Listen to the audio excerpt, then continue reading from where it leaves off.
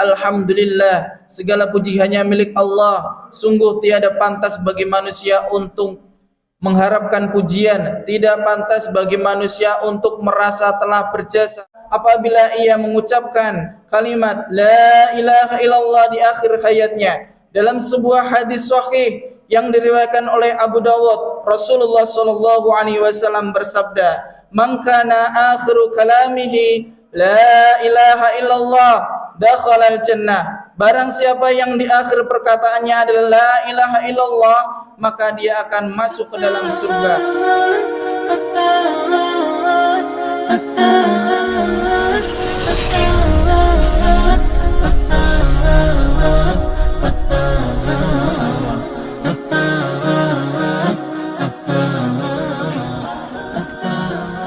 Innal hamdalillah nahmaduhu wa nasta'inuhu wa nastaghfiruh wa na'udzu billahi min shururi anfusina wa min sayyiati a'malina. May yahdihillahu fala mudilla lahu wa may yudlil fala hadiya lahu. Alhamdulillahi rabbil alamin.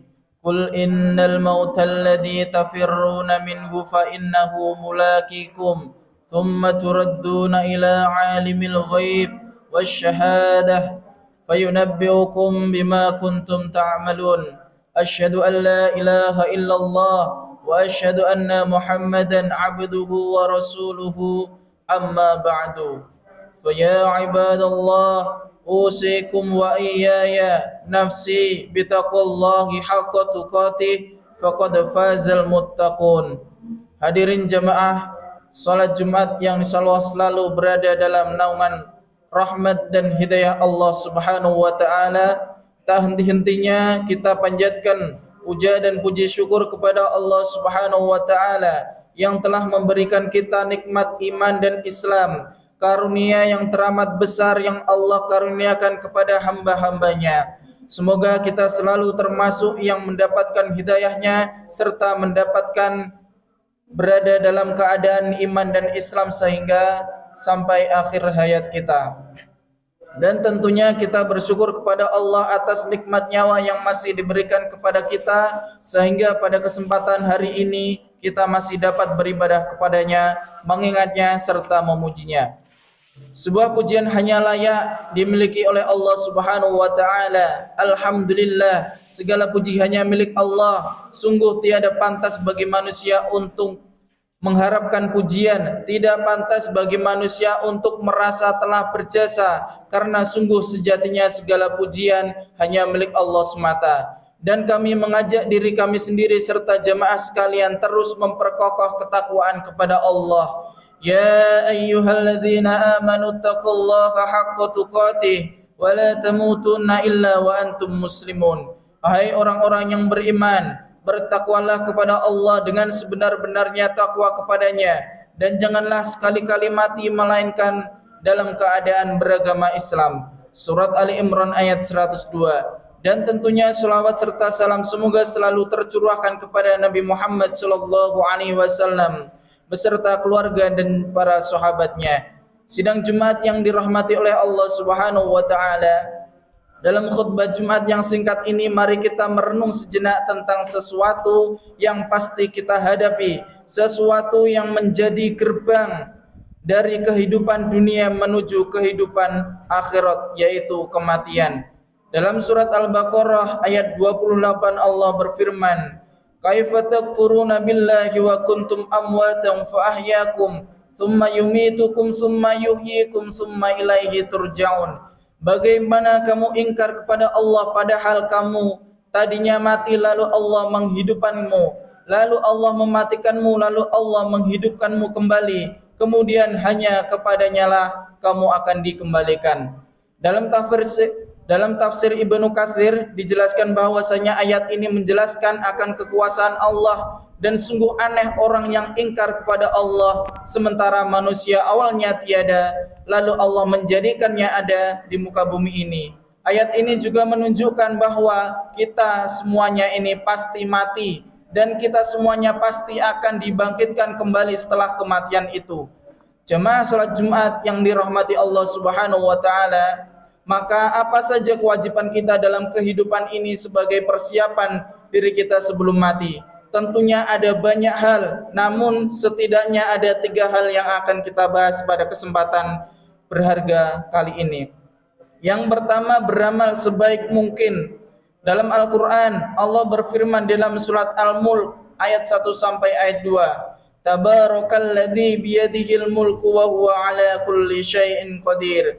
Maha suci Allah yang menguasai segala kerajaan, Allah yang maha kuasa atas segala sesuatu. Alladzi khalaqal mauta wal hayata liyabluwakum ayyukum ahsanu amala wa huwal azizul ghafur.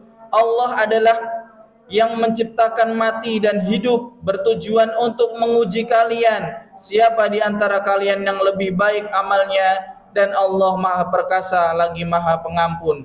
Seperti apakah amalan yang terbaik itu? Salah satu indikatornya adalah pekerjaan yang dilakukan dengan istiqomah. Dalam hadis sahih yang diriwayatkan oleh Abu Hurairah, Rasulullah sallallahu alaihi wasallam bersabda, "Fa inna khairal amal adwamuhu wa in qalla." Sesungguhnya sebaik-baiknya pekerjaan atau amalan adalah yang rutin berkelanjutan meskipun itu sedikit. Beramal sebaik mungkin juga berarti bahwa pekerjaan itu kita lakukan dengan seikhlas mungkin, semaksimal mungkin, dan dengan sesempurna mungkin, baik dalam interaksi kita kepada Allah maupun kepada sesama manusia. Dalam tiap amal kita praktekkan dalam diri kita bahwa bisa jadi itu adalah amal terakhir kita. Yang kedua, menyiapkan amal yang terus mengalir pahalanya. Di antara yang dapat kita siapkan adalah dengan memperbanyak amal jariah, ilmu yang bermanfaat, serta mendidik anak kita menjadi anak yang solih yang dapat mendoakan kita kelak. Sebagaimana hadis Rasulullah sallallahu alaihi wasallam, an Abu Hurairah radhiyallahu anna Rasulullah sallallahu alaihi wasallam qala, "Idza matal insanu qata'a anhu amaluhu illa min thalathin, illa min sadaqatin jariyah aw ilmin yantafa'u bih aw waladin salih yad'u lah." Rawahu Muslim. Diriwayatkan oleh Abu Hurairah bahwa Rasulullah sallallahu alaihi wasallam bersabda, jika manusia mati maka akan terputuslah amalnya kecuali 3 perkara: sedekah jariah, ilmu yang bermanfaat atau yang diambil manfaat, dan anak yang salih yang mendoakan orang tuanya. Yang ketiga, berdoa agar diberikan husnul khotimah. Apakah itu husnul khotimah? Di antara tanda-tanda utamanya husnul khotimah ialah apabila ia mengucapkan kalimat la ilaha illallah di akhir hayatnya. Dalam sebuah hadis sahih yang diriwayatkan oleh Abu Dawud, Rasulullah sallallahu alaihi wasallam bersabda, "Man kana akhiru kalamihi la ilaha illallah dakhalal jannah." Barang siapa yang di akhir perkataannya adalah la ilaha illallah, maka dia akan masuk ke dalam surga. Indikator lainnya dari seorang yang husnul khatimah apabila ia mengerjakan pekerjaan baik di akhir hidupnya. Qala Rasulullah sallallahu alaihi wasallam, "Idza aradallahu bi'abdin khairan ista'malahu faqila kaifa yasta'miluhu ya Rasulullah?" Qala yuwaffiquhu li'amalin salih qabla al-maut. Rasulullah sallallahu alaihi wasallam bersabda, apabila Allah menghendaki kebaikan kepada seseorang, maka Allah akan membuatnya beramal. Para sahabat bertanya, bagaimana membuat amal ya Rasulullah? Beliau menjawab, Allah akan memberikan taufik kepadanya untuk melaksanakan amal salih sebelum dia meninggal.